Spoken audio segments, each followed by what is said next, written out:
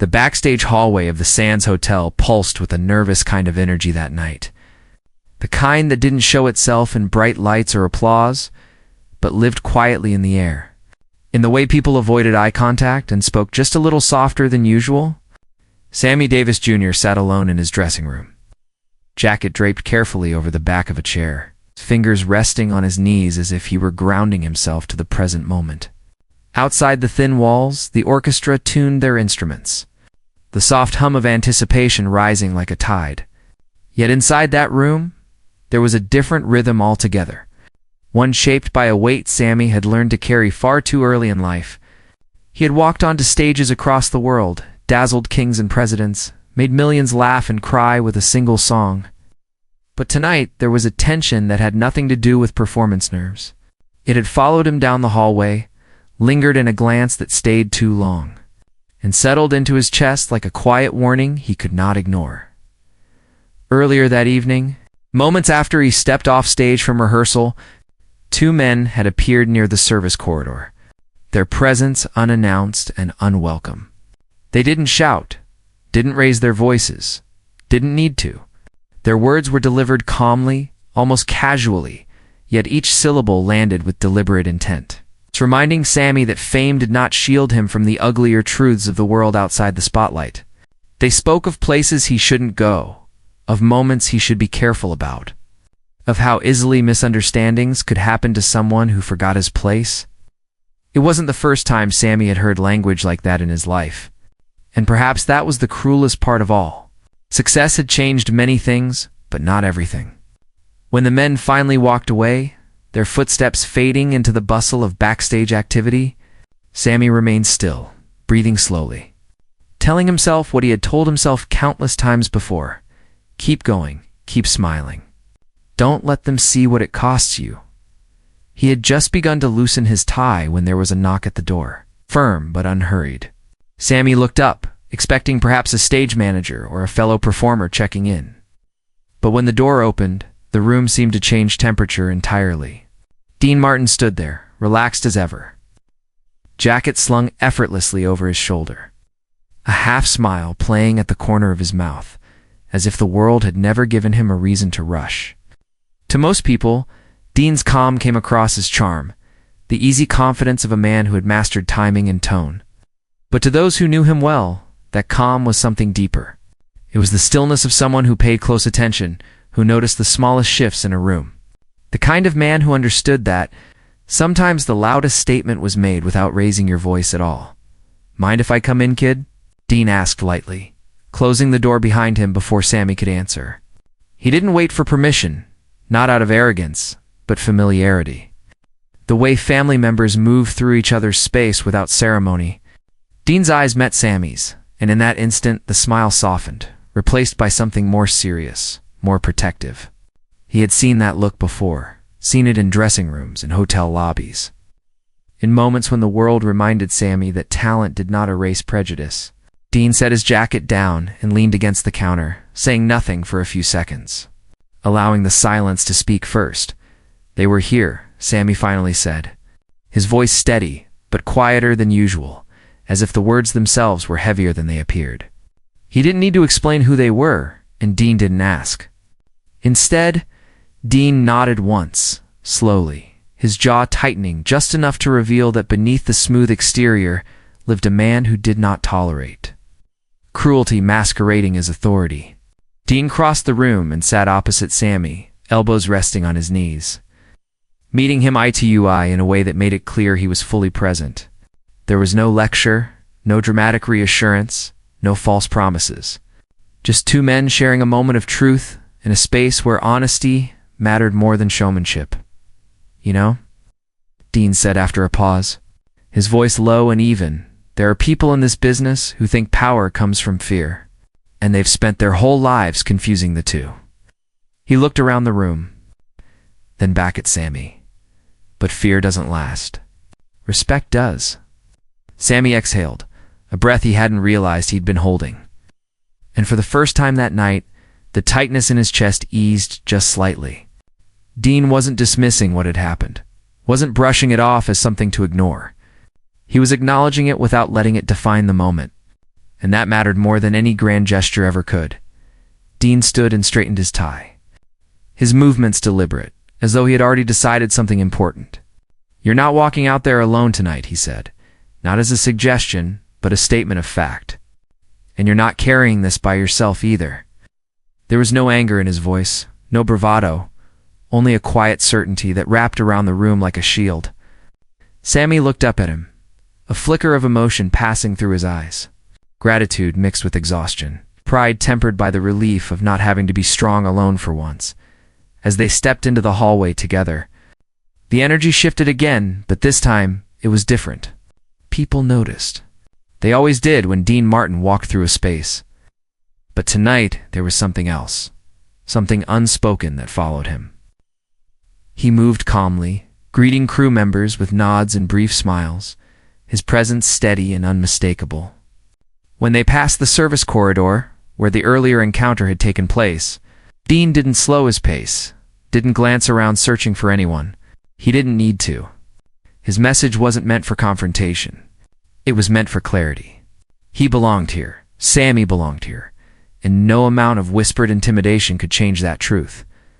Backstage, word travels faster than music, and by the time they reached the wings, there was a noticeable shift in how people moved, how conversations paused when Dean and Sammy passed by. It wasn't fear that followed them now, but awareness, the kind that comes when someone quietly draws a line without making a spectacle of it. Sammy felt it too, that subtle but powerful change, and for the first time that evening, he smiled genuinely. Not the polished smile he wore on stage, but the private one. The kind that came from knowing someone had your back without needing applause for it. The stage manager signaled that it was almost time, and the orchestra's warm-up grew louder, more confident. Dean placed a hand on Sammy's shoulder, squeezing once firmly. "Go remind them why they came," he said simply. Sammy nodded, standing taller, his posture shifting as if something inside him had realigned. As he took his position near the curtain, the fear that had threatened to overshadow the night no longer held the same power. It hadn't vanished completely, but it had been put in its place, diminished by something far stronger than intimidation. As the lights dimmed and the announcer's voice filled the room, Dean remained just behind the curtain, watching, calm and unmovable. A quiet guardian in a world that too often demanded noise to prove strength. He wasn't there to steal the moment or to be seen. He was there because sometimes the most powerful thing one person can do for another is simply to stand beside them and refuse to let them face the darkness alone. And on that night, before a single note was sung, before a single applause echoed through the hall, something had already changed backstage, something that would ripple far beyond the Sands Hotel, carried forward not by headlines or rumors, but by the enduring, transformative power of quiet solidarity. The applause that followed Sammy Davis Jr.'s performance thundered through the hall like a promise the world kept trying to break, but never quite succeeded in destroying. From the stage, the lights blurred into a soft glow, faces melting into one living, breathing sea of admiration. And for a few fleeting moments, the fear that had clung to him earlier dissolved beneath the power of music and connection. Yet even as he bowed and smiled, Sammy knew something fundamental had shifted behind the curtain. Applause could drown out many things, but it could not erase the truth that danger rarely announced itself loudly. It waited, patient and quiet, for the right moment to return. As the curtain fell and the cheers echoed on, Sammy felt the weight settle back onto his shoulders. Heavier now, because he knew it wasn't over. Backstage, the atmosphere was different than before, tighter, sharper, as if the building itself had learned to hold its breath. Crew members moved with forced cheerfulness, their smiles practiced, their eyes darting in directions they pretended not to notice. Sammy stepped off stage and wiped his brow, the warmth of the light still lingering on his skin. When he felt Dean Martin's presence beside him again, unshaken and observant, Dean didn't congratulate him right away, didn't offer praise or humor, because he sensed what others missed. This wasn't the moment for celebration. This was the moment to pay attention. He placed a hand lightly on Sammy's back and guided him toward the dressing room without a word, his calm more deliberate now, more purposeful than before. Inside the room, the door closed softly. But the silence that followed was anything but gentle. Sammy loosened his collar and exhaled deeply, his reflection staring back at him from the mirror with eyes that had seen too much to be surprised anymore. "They didn't like that," he said finally, his voice low, not accusatory, not fearful, just aware. Dean leaned against the wall, arms crossed, nodding slowly, as if he had expected those words. "No," Dean replied evenly. "They didn't, but that's not your problem." There was a firmness in his tone now, not anger, but resolve. The kind that came from someone who understood that intimidation only worked when everyone agreed to play along. The knock at the door came suddenly, sharp enough to cut through the quiet. Both men froze for half a second, an unspoken exchange passing between them. Dean didn't move right away. He waited, listening, measuring the space beyond the door, then stepped forward and opened it himself. A stage supervisor stood there, his expression tight, his voice carefully neutral as he explained that some concerned parties requested a private conversation regarding logistics and future arrangements. The words were polite, sanitized, but the meaning beneath them was unmistakable. Sammy watched Dean closely, his stomach tightening, but Dean's expression barely changed. He thanked the man calmly, closed the door just as quietly as he'd opened it, and turned back to Sammy with a look that made one thing abundantly clear. This situation would not be handled on anyone else's terms. "Listen to me," Dean said, stepping closer, his voice firm but controlled. "You don't owe anyone a conversation they haven't earned." Sammy hesitated, years of conditioning, pressing against instinct. The familiar pressure to keep peace, to avoid escalation at any cost. But tonight was different. Tonight, Dean's certainty cut through that old reflex like a blade through fog. "What if they make it difficult?" Sammy asked, not because he doubted Dean, but because experience had taught him exactly how difficult the world could become when it chose to be. Dean's eyes locked onto his, unwavering. "Then they'll have to explain why," he said, "and they won't want to." Word spread quickly that Dean Martin had declined the meeting on Sammy's behalf. And with that single act of refusal, the tension backstage thickened into something almost visible. Conversations stopped abruptly when Dean passed. Laughter died mid-sentence. A quiet understanding began to ripple through the corridors. Dean wasn't posturing, wasn't making threats, wasn't demanding attention. He was doing something far more unsettling to those who thrived on control. He was refusing to acknowledge their authority. He walked through the building as if nothing had changed, greeting musicians, thanking stagehands, existing fully and unapologetically in spaces others tried to restrict through fear. Later that night, as the crowd filtered out and the sands began to empty, the atmosphere grew heavier still. Sammy sat alone again, replaying moments from the evening in his mind. When he noticed Dean return, this time carrying 2 glasses, setting one down without comment. They sat together in silence for a while, the kind of silence that didn't demand explanation. Finally, Dean spoke, his voice quieter now, reflective. "You know what scares people like that the most?" he asked.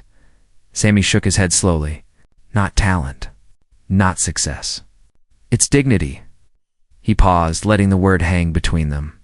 "Because dignity doesn't bend. And when someone refuses to bend, it forces everyone else to show their hand." As if summoned by those words, footsteps echoed in the hallway outside, slower this time, heavier, and once again, there was a knock. This time, Dean didn't open the door right away. He stood, straightened his jacket, and said softly, "Stay here." When he opened the door, 2 men stood outside, their expressions carefully blank, their confidence less convincing than before. Dean didn't invite them in. He didn't raise his voice. He simply looked at them, calm and unyielding, spoke with the quiet authority of someone who understood exactly where the real power in the room resided. Whatever was said in that hallway did not involve shouting or threats. But when Dean closed the door moments later, something had changed. He returned to Sammy, his expression unchanged. But there was a finality in his posture now. "It's done," he said simply. Sammy searched his face, trying to understand what had just happened, but Dean offered no details. He didn't need to. The fear that had shadowed the evening was gone, replaced by something steadier, something stronger. For the first time in a long while, Sammy felt not just protected, but respected. Not because of his fame, not because of his talent, but because someone had decided that enough was enough and had acted without spectacle or violence. Without ego or applause as they left the sands together that night, the desert air cool against their skin. Sammy realized that what Dean had done went far beyond a single confrontation or a single evening. He had drawn a line that couldn't be unseen, a line that said dignity was not negotiable. That kindness and courage could exist side by side without contradiction. And somewhere behind them, in the quiet halls, now empty of music and crowds, the echoes of that calm defiance lingered, waiting to inspire others who would one day find themselves standing alone, wondering if silence was their only option, unaware that sometimes silence could be the most powerful weapon of all. The morning after the show arrived quietly, but the tension from the night before did not leave with the applause.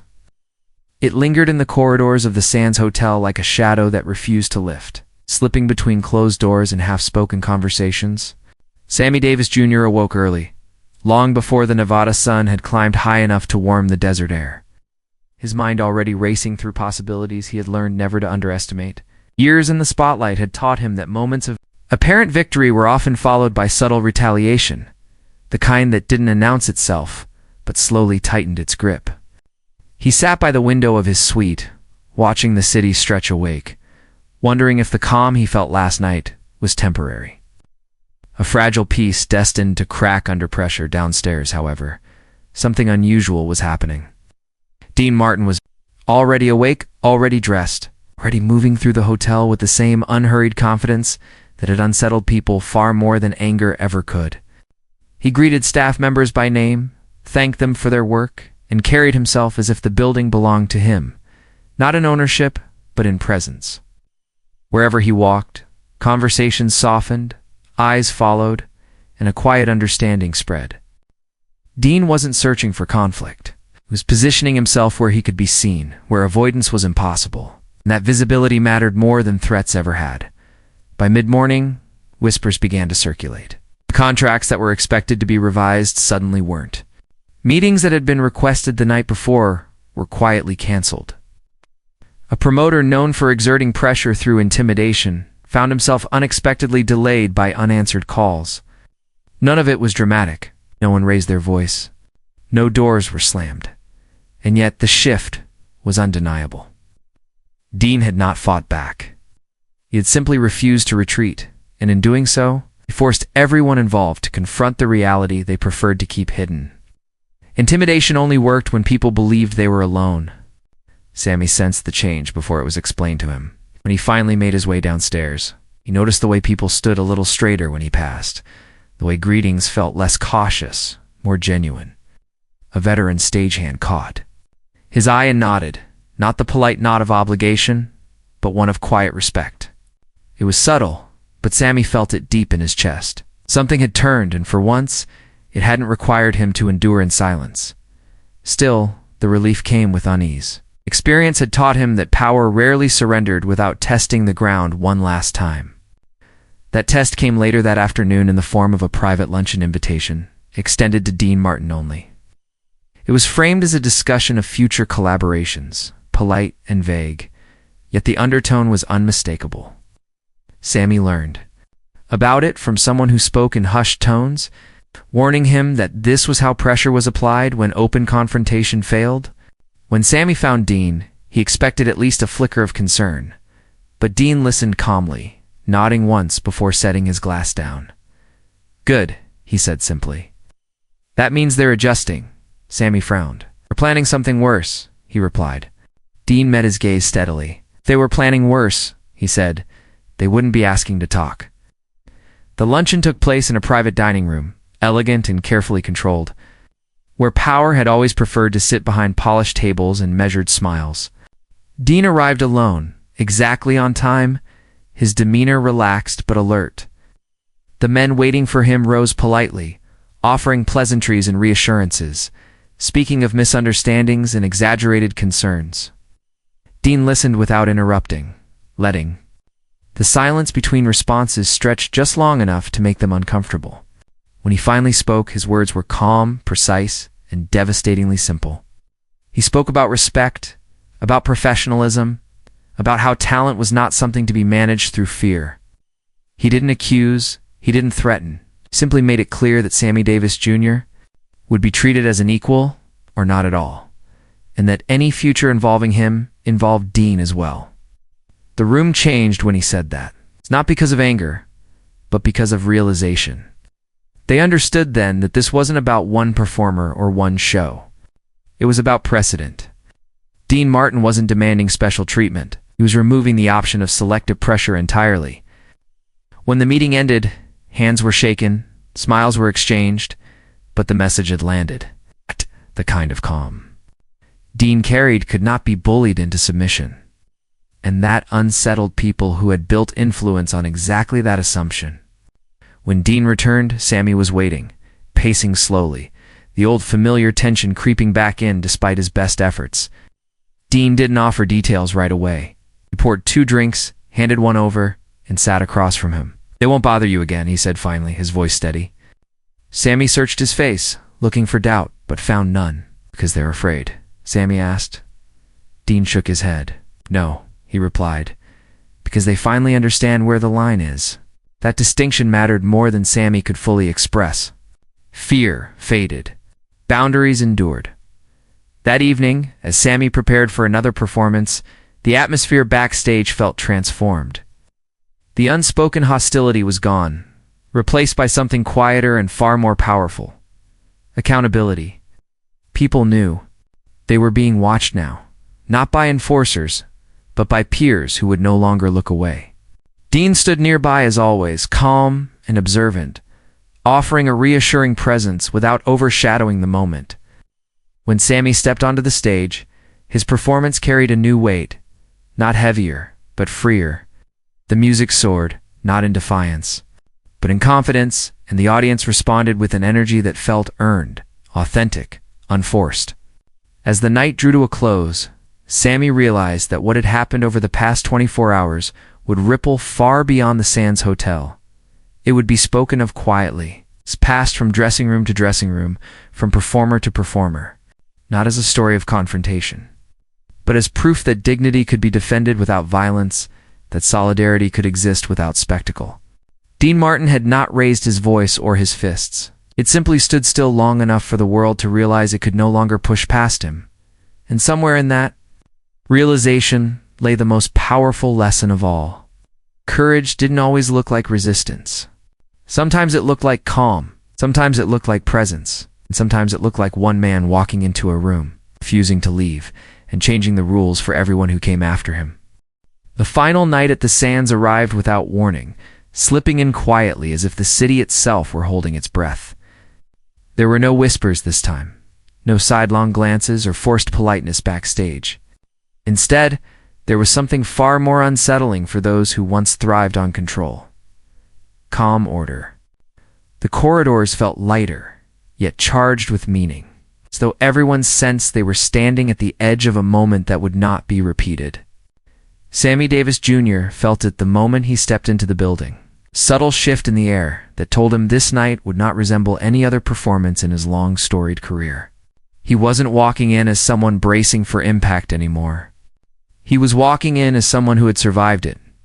Dean Martin arrived shortly after, unhurried as always, but there was an unmistakable gravity to his presence now. People noticed how doors opened faster, how conversations straightened themselves when he passed, how uncertainty retreated without argument. Dean hadn't demanded this change, hadn't announced it or claimed credit for it. He had simply remained exactly where he was supposed to be, steady and visible. And in doing so, had forced the world around him to adjust. Sammy watched from across the room as Dean spoke briefly with a producer. The exchange polite and professional, yet unmistakably balanced. No one leaned over him anymore. No one spoke down. The hierarchy had shifted not through confrontation, but through clarity. As showtime approached, a final test arrived, quieter but sharper than all the others. A last-minute scheduling adjustment was proposed, one that would subtly push Sammy out of a prime position. Framed as a logistical necessity rather than what it truly was, an attempt to reclaim lost ground. The request came wrapped in courtesy, designed to look harmless to anyone not paying close attention. Sammy felt the old reflex stir, the instinct to accommodate, to avoid trouble, to make things easier for everyone else at his own expense. Before he could speak, Dean stepped forward, his tone calm, almost conversational. As he declined the adjustment and confirmed the original arrangement without apology or explanation, there was no room left for argument, and none was attempted. The request disappeared as quietly as it had arrived, exposed by nothing more than a refusal to pretend. Back in the dressing room, moments before the show, Sammy sat alone for a brief moment, absorbing everything that had happened over the past few days. The fear that once followed him like a shadow felt distant now, not erased but diminished, stripped of its authority. He realized something then that stopped him cold. This wasn't just about protection. It wasn't even about fairness. It was about visibility. Dean had made something visible that people preferred to keep hidden, and once seen, it could not be unseen. Sammy stood, adjusted his jacket, and looked at his reflection, not with defiance, but with something deeper and rarer: peace. When the curtain rose, the audience sensed it instantly.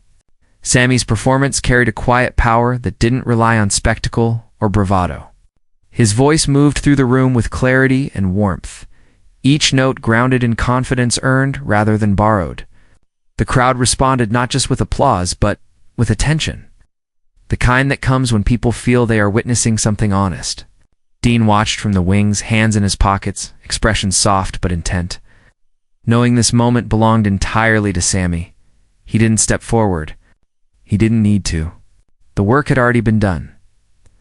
As the final song faded and the applause surged, something remarkable happened backstage. Crew members, who had once kept their distance, stepped forward to congratulate Sammy openly. Musicians nodded with respect that felt genuine, uncalculated. Even those who had once relied on silence and pressure now kept their distance, their influence dulled by exposure. No announcement marked this change. No speech commemorated it, and yet everyone felt it. A line had been drawn, and it had held later that night. Long after the audience had gone and the lights dimmed, Sammy and Dean sat together one last time in the quiet of the empty hall. The grandeur of the space felt different now, less intimidating, more honest. Sammy broke the silence first, his voice low, thoughtful. "You didn't have to do any of this," he said. Dean smiled faintly, shaking his head. "That's where you're wrong," he replied. "I did." He paused, choosing his words carefully. "Because the moment you let something like that slide, it doesn't stop with you. It keeps going. And I wasn't willing to let that happen." Sammy nodded slowly, understanding settling in. What Dean had given him wasn't just support. It was permission. Permission to exist fully without apology. Permission to expect respect rather than negotiate for it. That realization stayed with Sammy long after they parted ways, long after the sands faded into memory. He carried it onto future stages, into future rooms, into moments when others looked to him for reassurance without even realizing it.